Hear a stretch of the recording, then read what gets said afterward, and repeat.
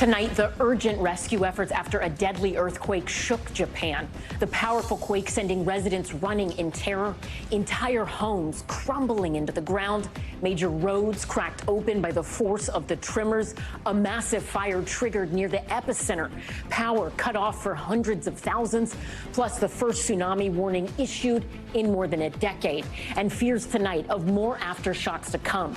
Back here at home, the rush to return, more than 100 million people who went away for the holidays now making their way back. Protests snarling traffic near one of New York's busiest airports on one of the biggest days for air travel. And a teenager who was flying alone to Cleveland, Ohio, sent to Puerto Rico instead. How he ended up on the wrong flight. Deadly shark attack, officials in Hawaii identifying the 39-year-old surfer who was killed by a shark off the coast of Maui. The chilling firsthand account from a man who witnessed the gruesome encounter, what he says he saw in the water. Fugitive mom arrested. A Colorado mother wanted in the deaths of two of her kids detained in the UK. How authorities say she was able to flee the country in the first place. Plus, the shocking moment a man appears to try to kidnap a toddler at a Walmart in Florida. The arrest just made. And meet the first grader who's already putting most of us to shame. The 6-year-old, a member of Mensa with a genius IQ. What he says he's gearing up for next. Top Story starts right now.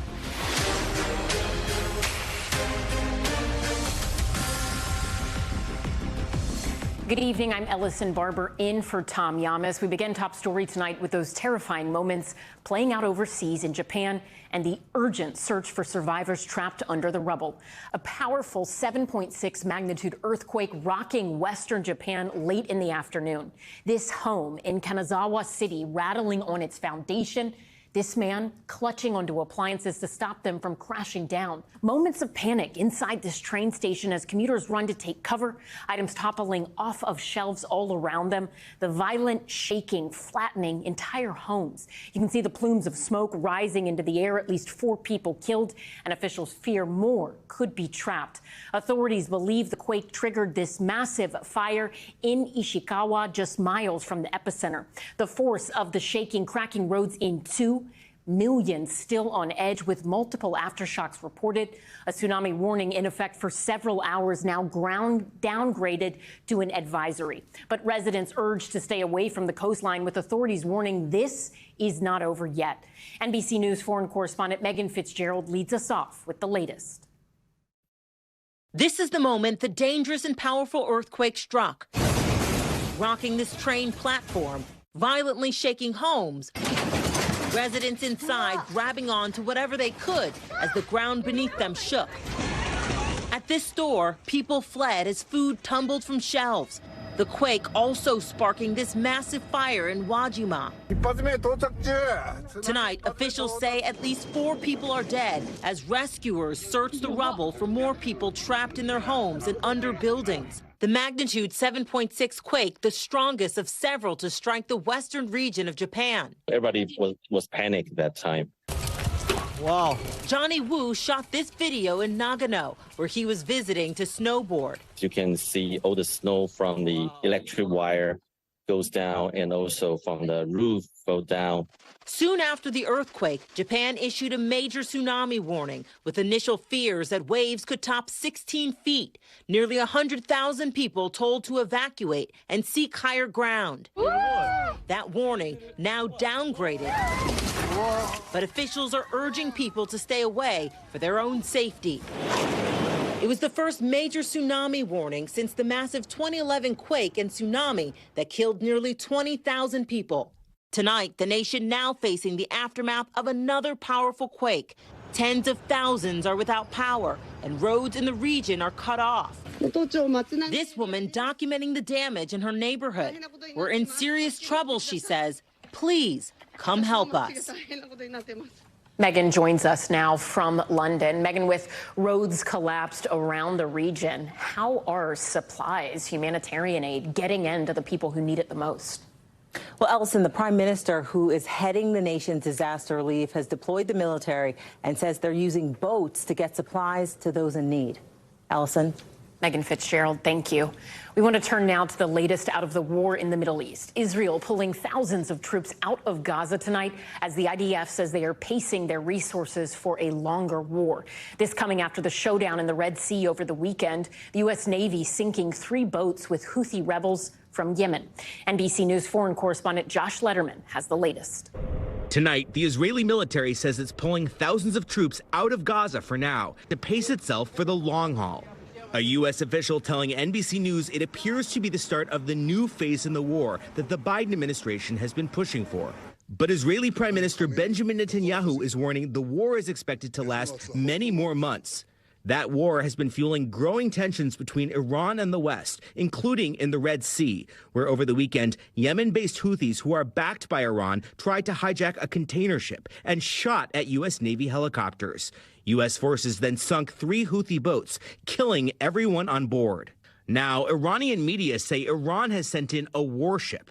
The Houthis say they're targeting Israeli-bound ships in solidarity with the Palestinians, but have repeatedly attacked ships with no connection to Israel. How does the U.S. strike a balance between deterring Houthi attacks and triggering a war in the region?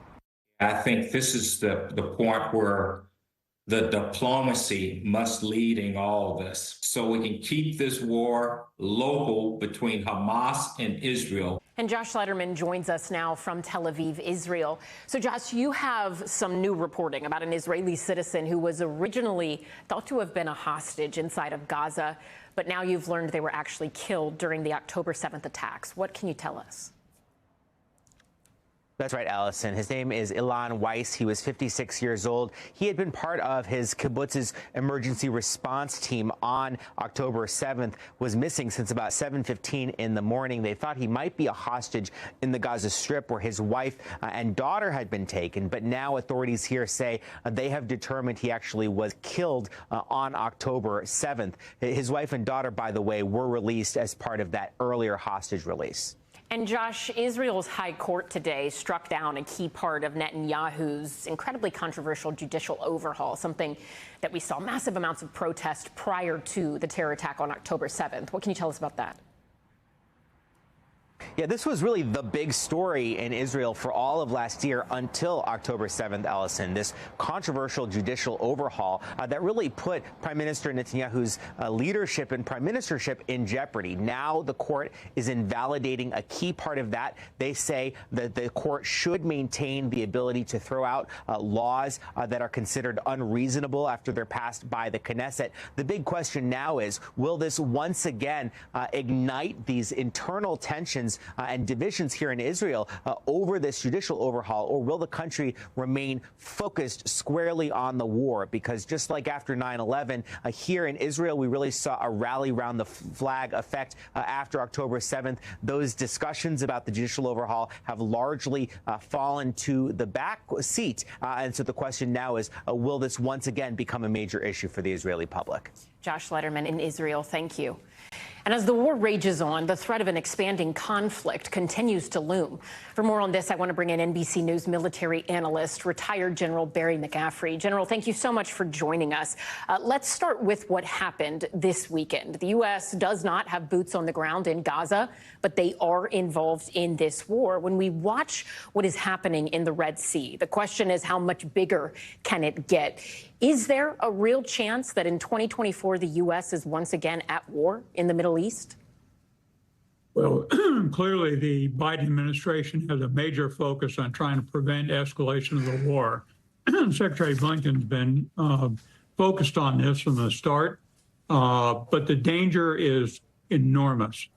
The Iranians have now put a warship into the Red Sea, which is surprising to me. It has no real combat capability to confront the U.S. Fifth Fleet, but it is there. It's supporting the Houthi rebels who have been interdicting international commercial shipping, and the potential for that to flare up is enormous. We also see the Iranians have been sparking their proxies in Syria, in Iraq. The Hezbollah faction, 100,000 fighters north of Israel. So the entire region is in a situation where it could ignite to a regional war, which would serve no one's interest, to include Iran. You know, I have heard some experts make this argument that it benefits Israeli Prime Minister Benjamin Netanyahu politically if the United States and other allies believe this fight could significantly expand beyond Gaza. And you touched on this a little bit, but I think the argument people are making there is they're kind of saying fears of an expanded war in the region are exaggerated. Do you think that's true, or do you think we really are kind of in a tinderbox situation where something could, at any moment, make this war expand? You mentioned Hezbollah. They have been hitting parts of northern Israel from Lebanon since this war began some 90 days ago, but we haven't seen them engage really beyond that. Do you think that's because they don't actually intend to? Well, I hope that's the reason. By the way, I don't believe for a minute that the Israeli war cabinet would allow Netanyahu to take actions that weren't focused on the survival of Israel. So I think that would be a just nonsensical conclusion. What I do think is that the Israelis right now are losing the information war.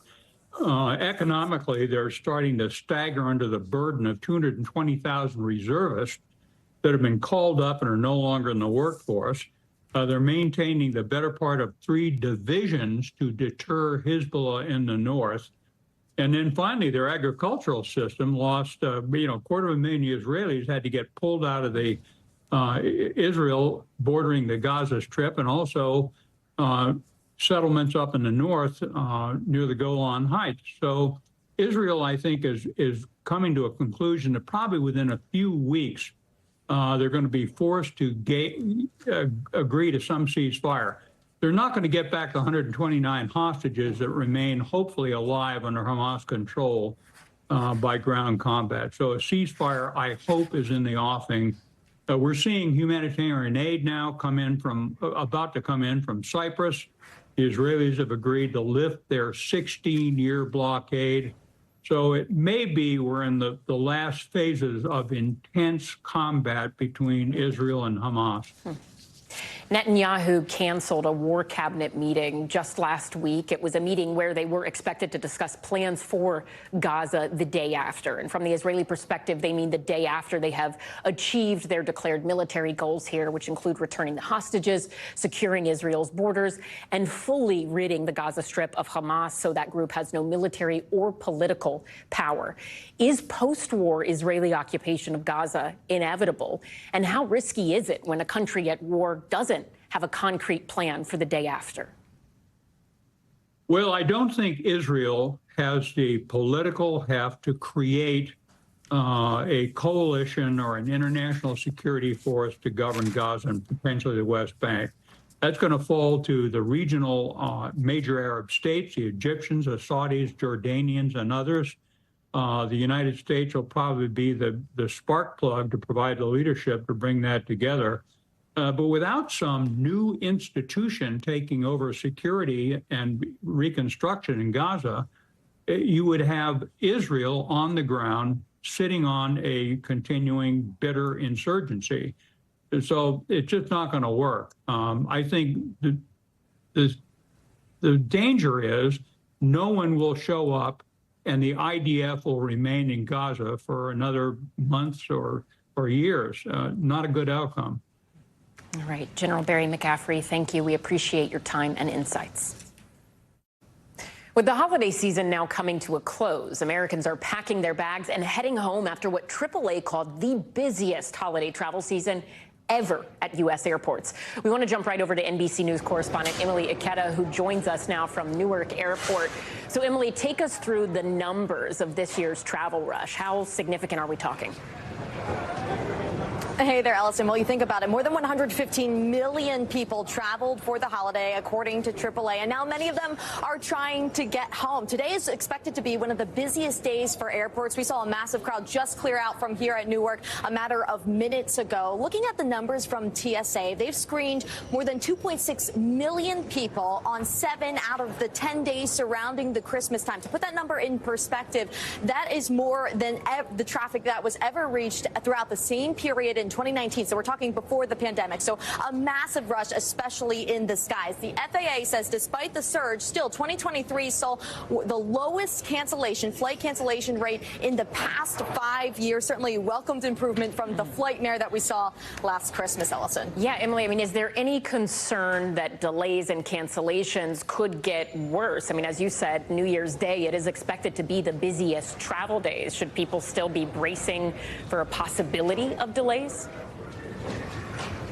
Ellison, things do appear to be easing, especially as more people have been kind of scattering their travel with the flexibility of remote work. And looking at some of the numbers from today, we saw just a handful of actual flight cancellations, more than 2,200 flight delays, according to FlightAware. Some of the problem spots we saw, for instance, in the JFK Airport, LaGuardia Airport, these New York City area airports, for instance, officials has warned people to arrive especially early because of pro-Palestinian protests that had caused a lot of traffic in those areas. Another pain point that we will likely continue to see to play a role throughout the year. Just on Friday, we saw this major airline industry trade group representing some of the biggest airlines pen a letter to the Department of Transportation, also the FAA, blaming in part for an increase in delays over the holiday period on air traffic control, staffing shortages. That's something we'll likely continue to hear more on, Ellison. And Emily, before we let you go, we are learning about another lost traveler. This time it was reportedly a 16-year-old on Frontier Airlines sent to Puerto Rico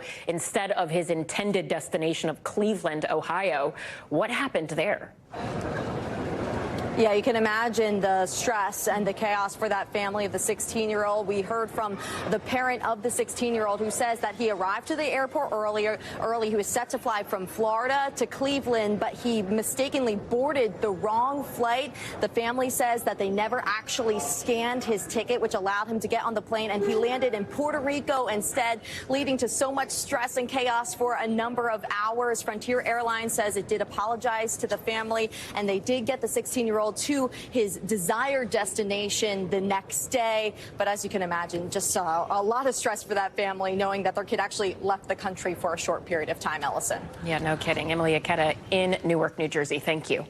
And some winter weather also playing a role in that holiday travel rush, with some snowfall across the Ohio Valley and Appalachians and rain showers in the mid-Atlantic. For more on this, I'm joined now by NBC News meteorologist Bill Cairns. Bill, what are you looking at tonight and next week? I hear there could be there's rumors flying, Ellison. Weather trouble. Excited. First snowstorm. Could it be a big snowstorm on the East Coast? Well, first let's get there, because that's like 5 days away. And a Happy New Year to everyone. So what Ellison was mentioning was these snow showers and rain showers in the mid-Atlantic today. Some areas in Maryland got an inch or two, but this hasn't caused any travel issues at all. So let's fast forward to tomorrow evening. This is the next storm threat. It doesn't look like much. It's coming onto the West Coast. By West Coast standards, it's not a huge, big ordeal. It'll have some mostly rain, only snow at the highest of elevations. So we take the storm, we watch that Tuesday. On Wednesday, we take it down over Vegas heading towards the Four Corner region. That's Wednesday into Thursday. Again, some high elevation snow, some rain showers, not going to cause a ton of problems. Then more snow begins to break out. This is as we go into Thursday through Colorado, northern New Mexico, and eventually into Kansas. This storm will then continue its trek. And the big question is, where will it trek along the East Coast? Who will get the heaviest snow? Because it's going to get energized from moisture out of the Gulf. So our American model, we call it our GFS model, the U.S. model, takes it from Pensacola off the Carolina coast, a little more of a southern track. This would keep enough cold air and the snow, Appalachians, maybe Washington, D.C., Pennsylvania, and over New York City and towards Philadelphia.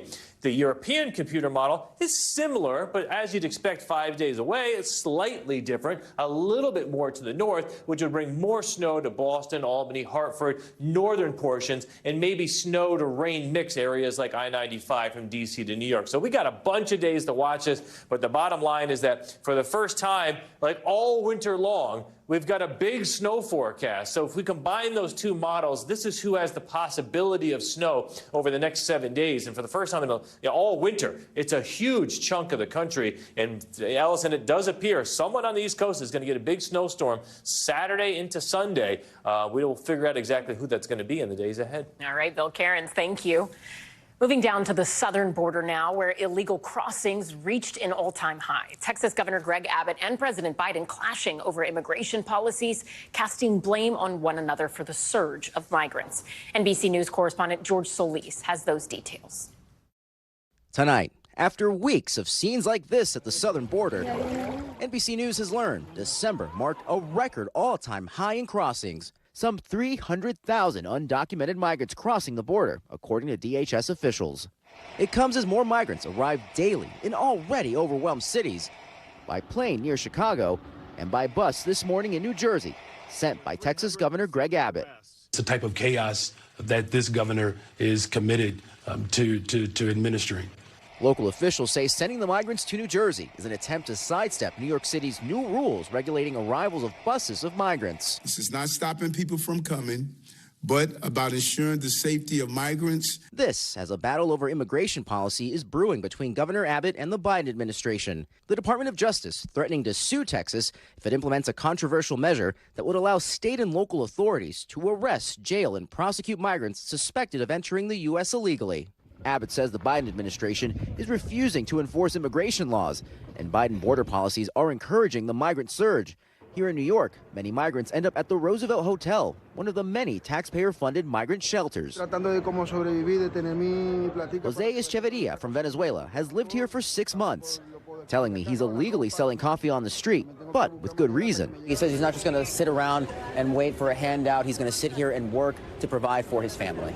The father of 4 saying he's doing whatever it takes to survive. Yeah, the main thing these mayors are saying is that they need help from the federal government. Here in New York City, Mayor Adams saying the city is reaching a breaking point with up to 4,000 migrants arriving weekly. Allison? George Solis in New York, thank you. Turning now to former President Trump and the latest in his legal battles, or his efforts rather, to stay on the ballots. In Maine, Trump's legal team planning to immediately appeal the decision made last week to remove him from the ballot. This comes days after the former president appealed the decision in Colorado to ban him from the ballot up to the Supreme Court. Trump's recent legal problems playing out with just 2 weeks before the Iowa caucus.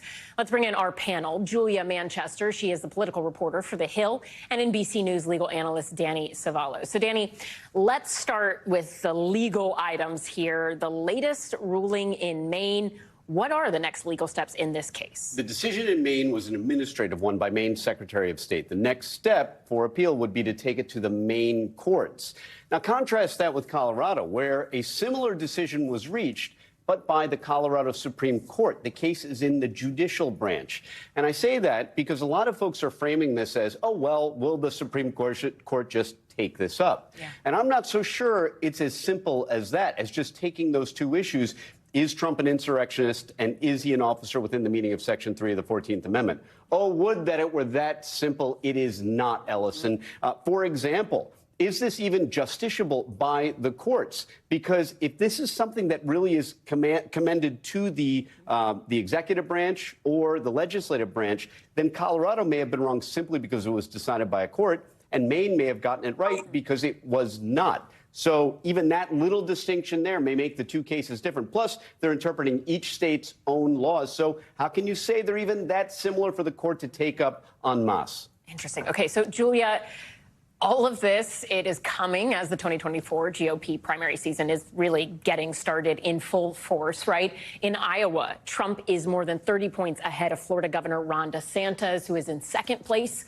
How is the Trump team using the ruling in Maine and also in Colorado on the campaign trail? Well, Ellison, they're doing what they've done in the past, and they're using it to galvanize their very loyal base in the GOP primary base. You know, it was interesting last month when just hours before we heard the news that Trump was removed from the Colorado ballot, we saw that the Trump campaign was literally decorating a campaign rally stage with pictures of his mugshot and Christmas decorations. And then, of course, he had something more to talk about with that ruling. He really really uses it to gin up his base and really push the narrative that he is the victim of a political and legal establishment that is biased against him. And you're also seeing a lot of Republicans down the ballot sort of run with this as well. I thought it was interesting after in Maine, you saw the Secretary of State there remove Trump from the ballot, and you saw a number of congressional Republican operatives going after Congressman Jared Golden from Maine, a vulnerable Republican. So this is something that's not only impacting, I would say, the top of the ticket, but it's starting to trickle down. And I'm curious to see how we'll see Democrats and Republicans tie their opponents up and down the ballot to these legal issues of Trump's. Yeah, we'll talk more about that in a minute, but I am curious, when we're looking at Nikki Haley here in solid second place in New Hampshire, do you think she has any sort of opening in Iowa or other early states to possibly put DeSantis in third? I mean, Iowa and New Hampshire especially, they can just be full of surprises. It was not that long ago we saw Amy Klobuchar do really well there. If Trump doesn't come in, or if DeSantis rather doesn't come in second in the first two races, does that mean he is effectively out? I certainly think she has the possibility to come in, or the potential to come in second in Iowa. We know that DeSantis has a very strong ground game in Iowa, but of course, Nikki Haley had that very big endorsement and backing of the Koch network and got a lot of cash and resources from that. So it wouldn't necessarily be surprising to me to see her come in second, but I think whoever comes in second in Iowa will likely be a distant second to former President Trump. But we'll see. Obviously, these races, as you said, can be full of surprises. But in New Hampshire, I think Nikki Haley certainly has some more leeway there. She is firmly in second place. And when you look at Chris Christie, who in a lot of polls out of New Hampshire is in third place, if he were to drop out of the race, he's given no indication that he will, that support could go to Nikki Haley, given that a lot of his supporters are never Trumpers or opposed to the idea of Donald Trump. But we saw that with last week and her gaffe over slavery and the Civil War and, the cleanup she had to do. Christie was able to go on the offensive against her, and she was put in a weak spot. So, it goes to show you that so much can happen between now and January 15th, the New Hampshire primary. Yeah. Okay. So, Danny, when we are looking at Colorado and Maine, we'll go back to Donald Trump. You did a really good job of explaining kind of this minor distinction between the two of what it could ultimately come down to, the court in one state deciding it, that not being the case in the other. If you are Donald Trump's legal team and you're dealing with this issue of just him being on the ballot, are you more worried right now about what's going on in Maine or Colorado? Yes, Donald Trump should be worried because there are any number of reasons in any number of states where he could be removed from that state's ballot. And it may be decided on some independent ground that leaves the Supreme Court unlikely to take it up. Consider for example, that almost all of these cases have to be decided on state law because federal elections are a blend of both constitutional and federal law and also state law. So if there are adequate independent state grounds for that decision, one state may have it in a way that the court doesn't want to touch, and another state might not. It only takes a few states. So for that reason alone, Donald Trump should be concerned. On the other hand, for him to remain off the ballot requires a lot of things to happen. If you're just betting, look at all the other courts so far that have ruled on the issue. The vast majority of them have gone for keeping Trump on the ballot. The anomalies appear to be Colorado and Maine so far. That's why we're talking about them. And there are a lot of hooks for the Supreme Court to hang, turning this case over and putting him back on the ballot. A lot of opportunities for them to do that. Okay, let's talk about Special Counsel Jack Smith, because there is some news as it relates to that. He's now urging an appeals court to reject Trump's efforts to dismiss the election interference case, or his one at least, under the grounds of presidential immunity, right? So what does that mean for Trump and that particular case moving forward? Yeah, there's a lot of ways we can just distill this immunity issue down to a pretty simple, maybe oversimplified analysis. No one has ever argued, including the Trump team, that a president is immune for absolutely everything he does, because you can imagine many crimes that have absolutely nothing to do with being the president. Assault, a DUI, any of the normal street crimes, drugs, guns, whatever. In this case, the argument really is a president entitled to immunity for conduct within the outer perimeter of his official acts? Both sides agree that that may be the test. So the real question is what Trump did within the outer perimeter of acting as president. If you're the Trump team, you're arguing, I was worried about the integrity of our elections. And if you're Jack Smith's team, you're going to argue, really? I don't know. I think you could ask yourself, if this had been going the other way, if someone called up Trump and said, hey, look, I think this election is corrupt, and it's corrupt in favor of you winning. You're doing better because of the corruption. Do we really think Donald Trump would have thrown up all the roadblocks and made all those phone calls to right the wrongs and let Joe Biden win the election? I don't think so. So the point is that I think it's a pretty easy analysis in the end. If a court concludes that what he did only favored himself as a candidate and had nothing to do with conduct within the outer perimeter of being the president. Although this issue is incredibly complex, you really can distill it to a sentence, which is look at the stuff Donald Trump did and is it within the outer perimeter of presidential conduct? If it is, he might be immune. If he's not, he's definitely not immune. All right. So, Julia, Trump's legal problems, obviously, they have a political impact for Republicans. And we have seen his opponents in this odd political position of defending the person they also want to beat. And then, of course, it has an impact for Democrats, too. So what does it mean for President Biden and his reelection campaign?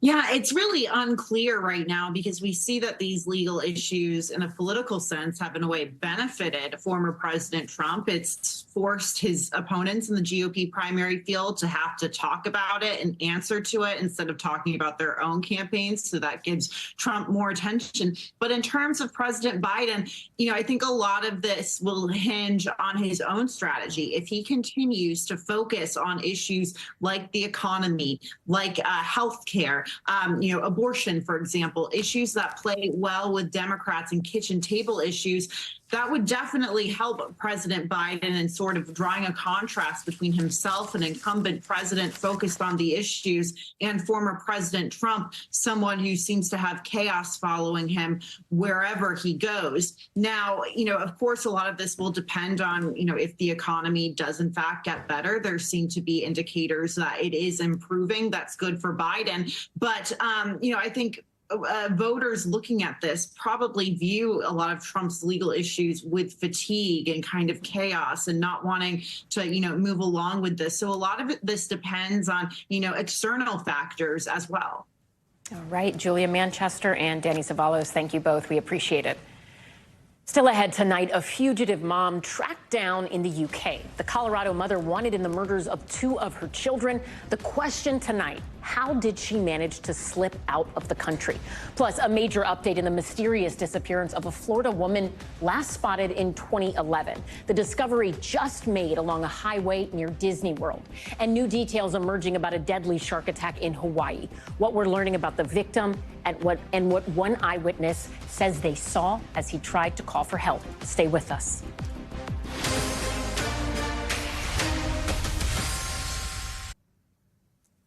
We're back now with a deadly shark encounter in Hawaii. A surfer off the coast of Maui attacked by a suspected tiger shark, losing his leg before first responders arrived and later dying of his injuries.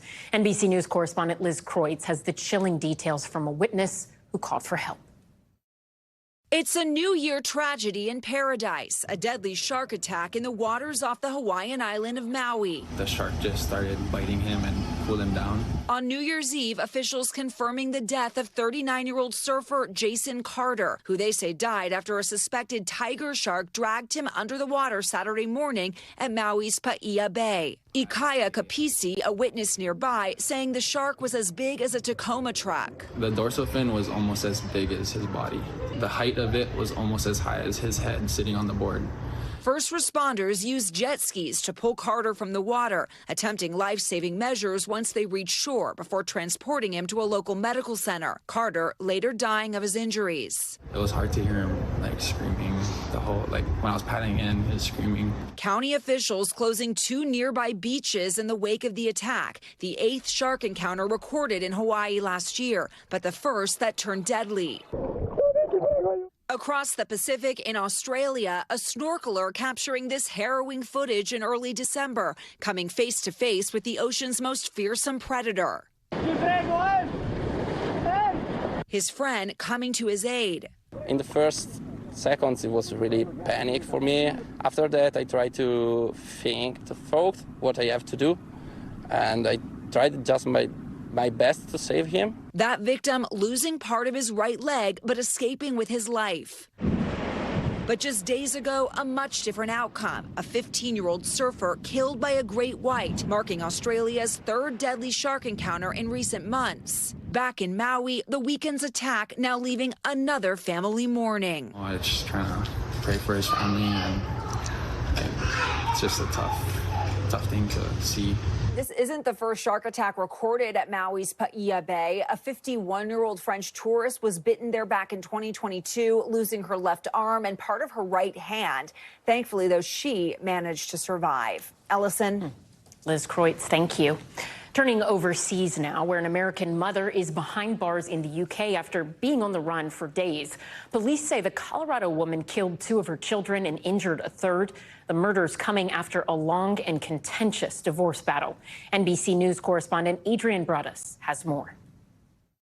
Tonight, the father of his 7- and 9-year-old is planning a funeral after police say their mother, his ex-wife, killed them. The accused, Kimberly Singler, was arrested in the United Kingdom on Saturday, ending a more than a week-long manhunt. The 35-year-old faces multiple charges, including first-degree murder. The deaths follow a nearly 4-year custody dispute with Singler and her ex-husband. On December 19th, Colorado Springs police say they responded to a burglary report at a home. That's where they found the 2 children dead and their 11-year-old sister injured. Police say Singler, who also had minor injuries, initially cooperated with investigators, but then disappeared. Court documents NBC News obtained show Singler accused her ex-husband of, quote, endangering the physical health of their children. Those claims were unsubstantiated. Soon after, the court granted Singler's ex-husband visitation with the children for a period starting on December 16th, according to court documents. The meeting point for both parties was at the Colorado Springs Police Department. It's unclear if Singler ever arrived with the 3 children on the 16th. The next day, the children's father made an emergency motion for the custody agreement to be enforced. Instead of handing the kids over to their father, 3 days later, they were found dead. As for why Singler was allowed to leave the country, police say when they responded to that 911 burglary call, she too was treated as a victim and a witness. She was also transported to the hospital along with her 11-year-old daughter. Police say at the time they didn't have enough probable cause to detain her. Adrian Broaddus, NBC News, Chicago. When we come back, an attempted kidnapping caught on camera. A man appearing to grab a 4-year-old at a Florida Walmart before a family member stepped in, where police later found that suspect. And a major recall involving a type of special baby formula. What parents need to know. That's next.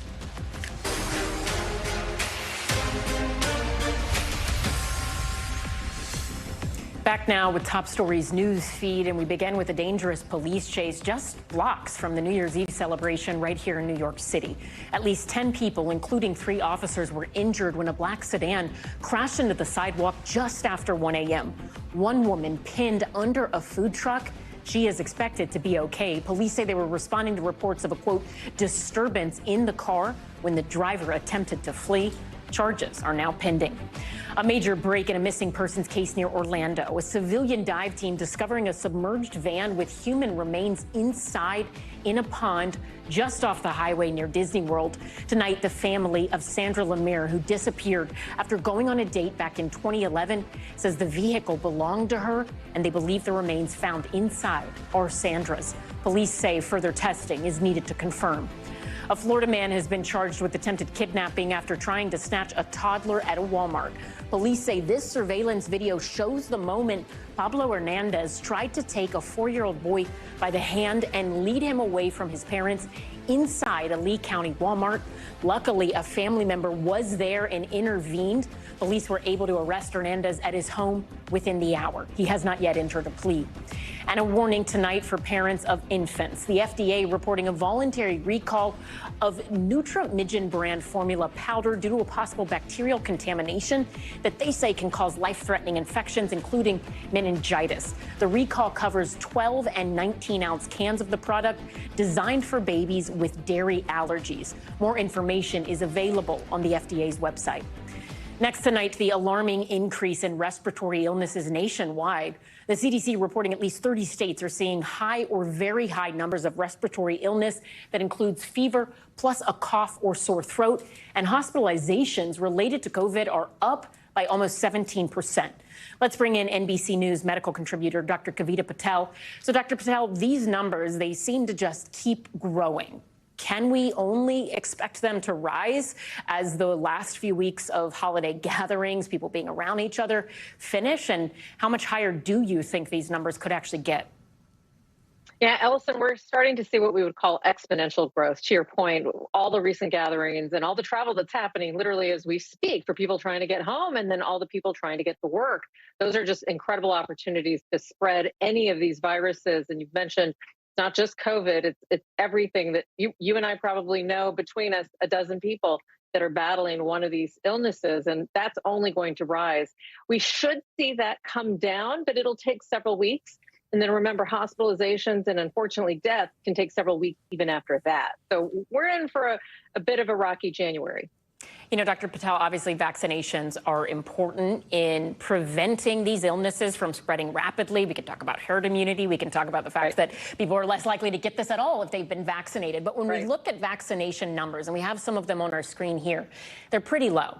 Is this the new normal? I mean, should we expect this combination of RSV, COVID, and the flu every year? And when we're talking about vaccines and vaccine fatigue, what is your message to people who maybe think, I was supposed to get the flu shot in October. I was supposed to get a COVID booster back then. Didn't do it, got sick anyway, so why bother? Should they still go get these vaccinations?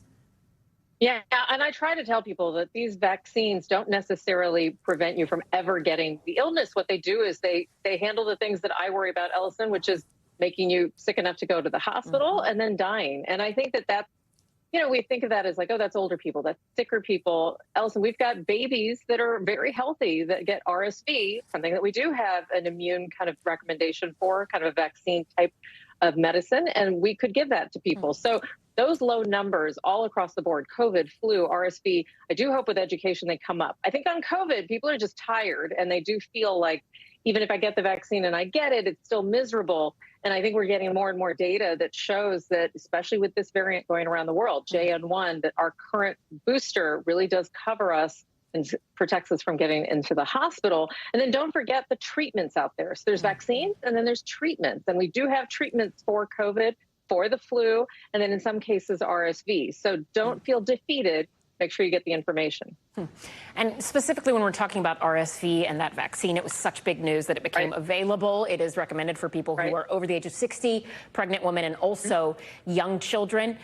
Is that vaccine accessible? And right now, in terms of questions parents or older people might have for you, what is kind of the biggest question you're getting from people and your general advice for people who might be considering taking their kids to get this especially?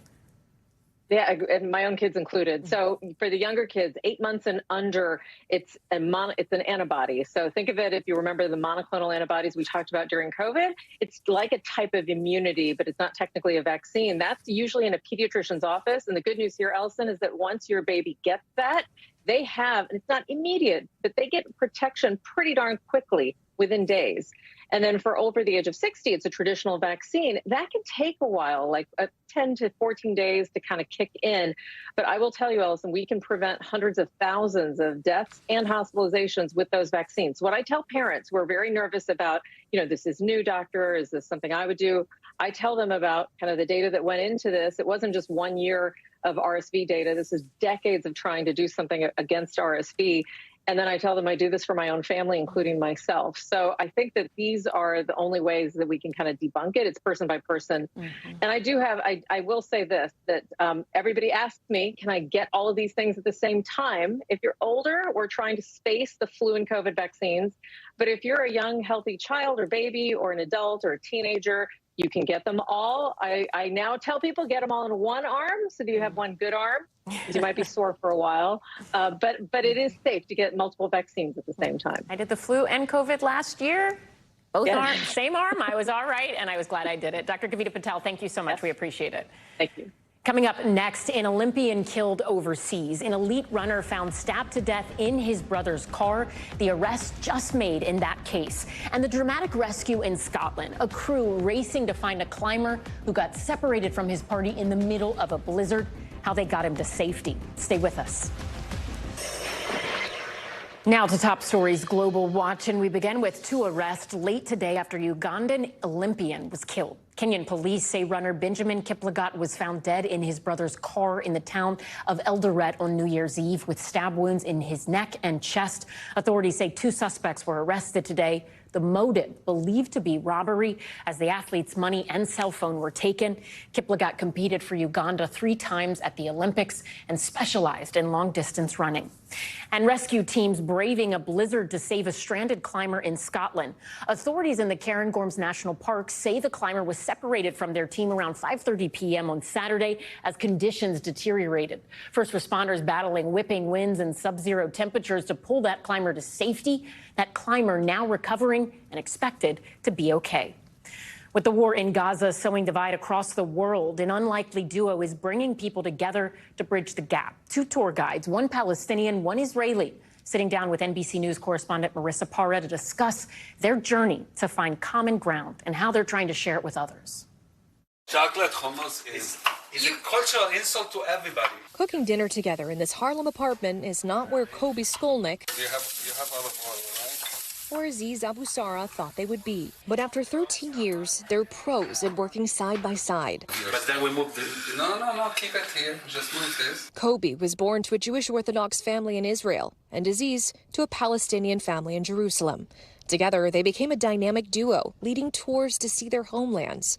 But all of that came to a sudden stop on October 7th. I ran a travel company that ran a lot of trips to Israel and Palestine, and now we're running 0 trips there. Tourism in the region has been slashed since the war between Israel and Hamas began, leaving Kobe and Aziz now giving tours of a different kind, around difficult dialogue here in the United States. Could the young version of either of you ever imagine being here next to each other right now?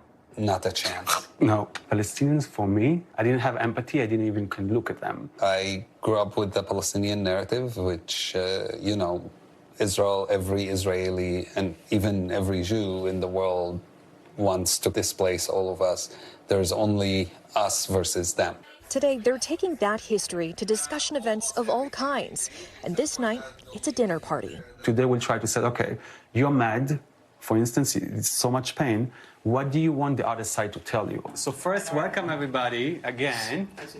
Thank you for coming for dinner and a gathering. Kobe and Aziz say while their tours have stopped, their work has doubled. From what I've heard from a lot of my Muslim sisters this past month is that they're walking on eggshells, that they're afraid to speak their mind. If we can understand the story and feel the person, we connect over stories. We don't connect over political opinions. I think that can get us somewhere and get us to listen to each other. Their hope that engaging in tough but civil conversations can move the needle.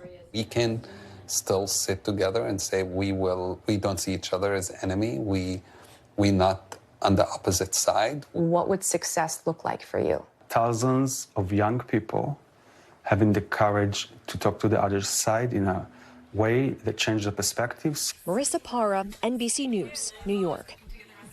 When we come back, we will introduce you to one of the smartest people in the country, and he is just 6 years old. The very exclusive club he is now part of, and what he plans to do with all that brain power. Stay with us. And finally tonight, we want to bring you the story of a Texas 6-year-old with a particularly bright future. He is one of the youngest people ever to be admitted into the high IQ society Mensa, and he is already committed to helping others. My name is Chandler, and I am 6 years old. Meet Chandler Hughes, a 6-year-old savant. 13 times 6 equals 78. Good job, Chandler. It started early. He started reading at 1 year, 9 months. He was in pre-kindergarten, but finished on a 2nd grade reading level, a 2nd grade math level. Finally, 14 times 14, 196. 6. Today it was, oh yeah, I know up to my 15 timetables, I could do 22. 2, 10 to 25. Chandler even testing high enough to join the high IQ society Mensa, open to those who score in the top 2 percentile of IQ tests. He joins a special fraternity of people who are essentially geniuses. He joins a small but impressive group of youngsters, including Cash Quest, who's from Los Angeles and at just 3 years old had an IQ of 146. We've never really sat her down and said, let's read. We will introduce her to something, and if she takes to it, she takes to it. And Isla McNabb from Kentucky, who now holds the Guinness World Record for the youngest Mensa member, joining at just over 2.5 years old. Are you sick? Let me check your heart. Chandler Hughes one day hoping to use his gifts to help others. Well, he wants to be a doctor. A medical doctor, because I want to help people when they are sick. But right now, the Hughes family is focused on giving this talented young man the support he needs to succeed. Just working on the socialization factor, I think for us is the next piece.